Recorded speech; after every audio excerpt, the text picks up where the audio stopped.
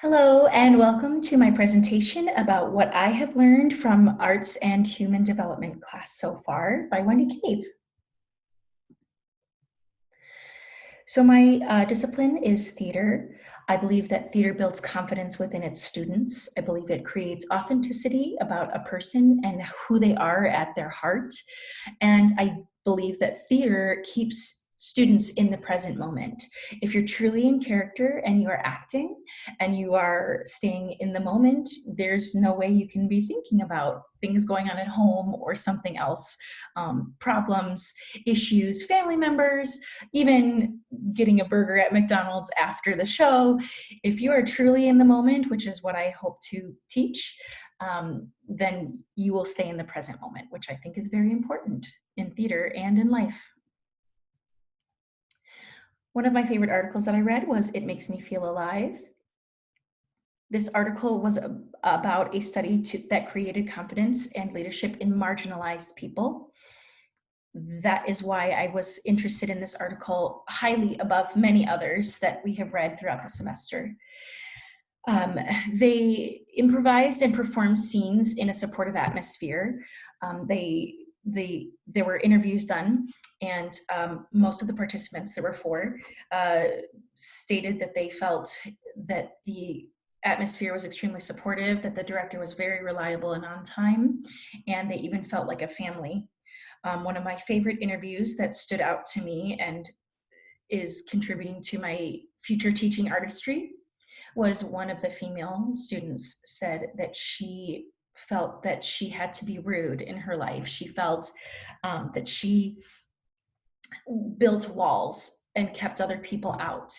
But after this study, after performing these improvised scenes and rehearsing and building this family within the theater community, she said now she feels like she can let people in. The other article that I really connected with, despite the fact that it was outside of my discipline, was I Feel Free. It focused on mental health and dance amongst young adolescent women. I have had years of body image issues, and I really truly relate to the fact that idealistically dance has to be perfect and you have to look a certain way and your technique has to be a specific certain way. And so this study was focused on enjoying movement instead of being perfect. And a lot of the interviews reflected that the young women in this study felt in their daily lives that they had to be perfect. They had to be the perfect student, girlfriend, friend. But through this study, they were able to feel free and stay in the moment and just dance and enjoy their movement. And despite the fact that I am not a dancer, quote unquote, I related to this article because I do love to dance and I love to enjoy my movement. That is hard to do when you feel like you are being judged by people that are watching you, or that you have to feel that your technique is perfect. So this article spoke to me, and I want to reflect it in my teaching artistry in the future. So how I plan to utilize these findings in my teaching artistry, I'm going to create a supportive environment for my students. I want to be reliable, like the director in the first article, It Makes Me Feel Alive. I will be on time. I will answer questions. I will be someone that my students can trust, and I will take class seriously so that they also feel that they can take class seriously.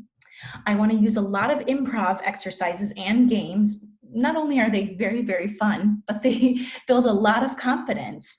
I've been an improv actor since I was like 9, and then I've been teaching improv since I was 16 years old.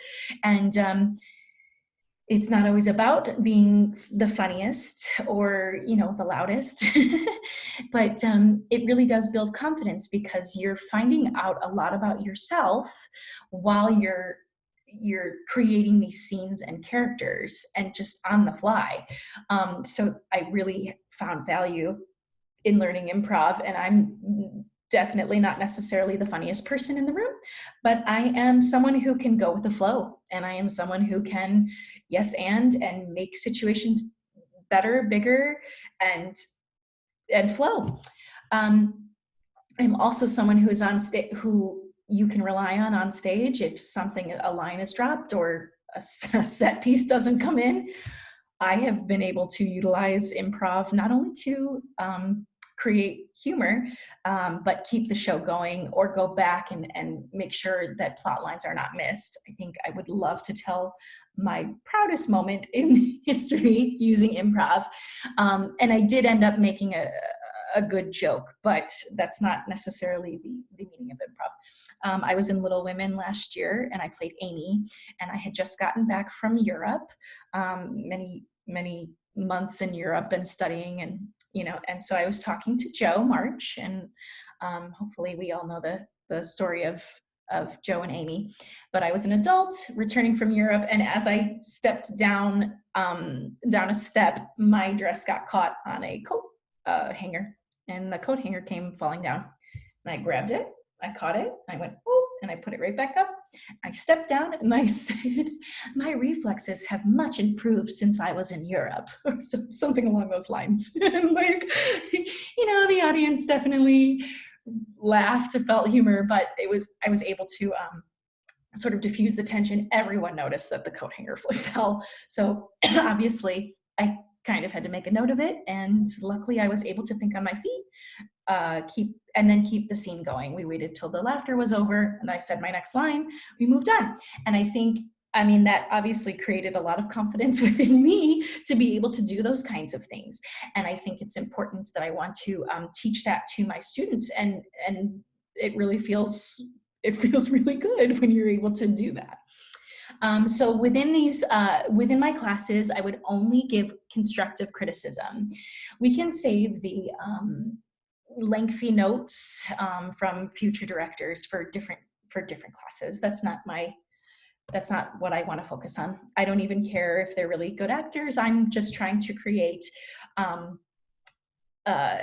happy, healthy students who are not so bogged down by the politics of theater, and of being a woman in theater in particular. So I only want to give constructive feedback. And you know what? Students can learn a lot from constructive feedback. If you're saying, don't do this, don't turn your back on the audience, don't do this, we can definitely rephrase. Constructive criticism only. I loved when you were facing the audience. I could hear you, and I could see you, and I could see your facial expressions. That was great. And that's how I want to phrase things, and I want to keep things positive within the classroom. I also want to encourage lots of questions from my students, and positive questions, and I want to be able to answer all their questions for them. And if I don't know the answer, I can find it out, or we can discuss it within the class. I don't want this to be I am the only teacher in this classroom. We're all learning from each other. So I want to also encourage positive feedback from all of the students for each scene that we're performing. I also, very importantly, I would like to seek out marginalized people, create space and a need for them, not just to create space because that's sort of just like, oh, sure, there's room for everyone, but I want them to feel that they are needed, wanted, and excited to be there. So this is sort of my lesson plans, not necessarily for one specific class, but for the whole of what I'm planning on doing. I would love to teach 8-week courses, possibly 3 hours a night, 3 hours per week. And I want to start every class off by introducing ourselves and saying one of our favorite things that's keeping with the theme of being positive. Now, these classes would start out saying, typical favorite things. What's your favorite candy? What's your favorite movie? But possibly get into deeper discussions. What's your favorite? Why is your favorite movie? What your favorite movie is? And that would lead into our next discussion, which would be discuss any characters that we admire on screen, on the stage, even in books. Joe March is a great female to look up to, and discuss why we like those characters. We can talk about characters we dislike, perhaps. For example, I dislike Wonder Woman in the new films. In the first film, I thought she was represented as an unintelligent female. And I would love to discuss that with my students. A lot of people see it differently, and I would be open to that debate and be interested in hearing what everyone thinks. So that discussion would lead into, and this is why I want classes to be 3 hours once a week, so that we can have the first hour to hour and a half of this discussion, how we would like to be represented on stage. How would you want to see yourself? Would you want to see yourself as someone who is saying like, oh, I'm so fat, I'm so stupid? No, probably not. I know I certainly wouldn't. And yet I tell myself those things all the time, all the time.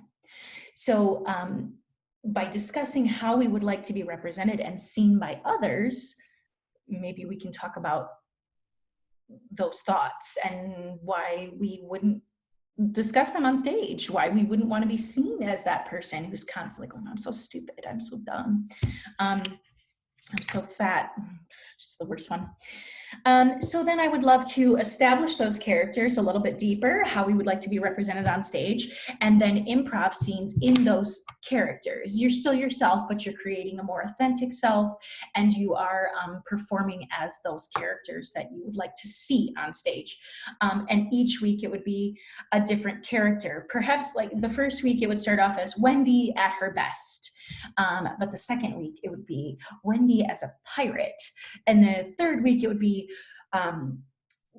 Sarah the evil pirate queen, and then the fourth week would be, Sarah the evil pirate queen sailing the seven seas. It would just get bigger and more complex and more in depth. Sarah the evil pirate queen who actually just wants chocolate from across the globe, and she'll do anything to get it. Just deeper, more in depth every week. We're discussing, we're making more complex and intricate female and marginalized characters that are not just those things, are not just female, are not just marginalized.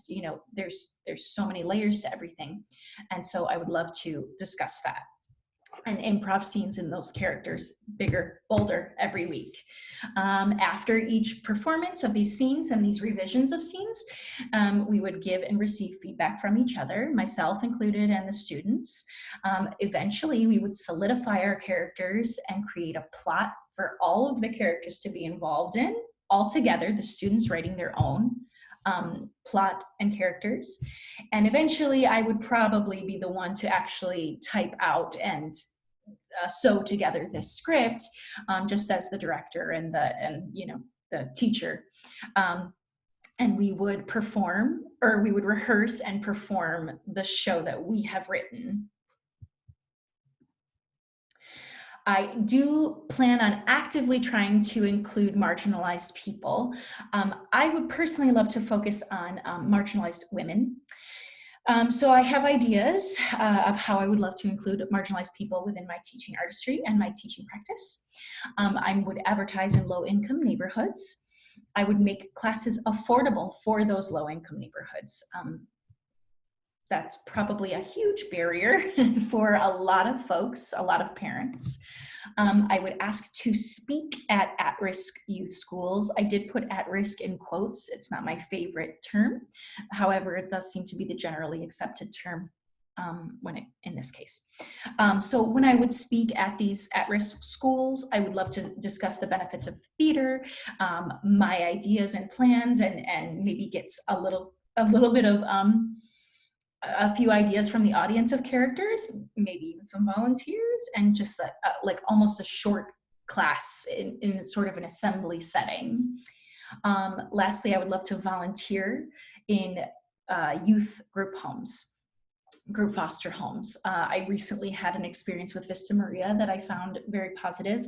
Vista Maria is located in Dearborn Heights, and it is an all-female group foster home for young women. And I would love to volunteer my time and teach these classes at Vista Maria, weekly 3-hour classes for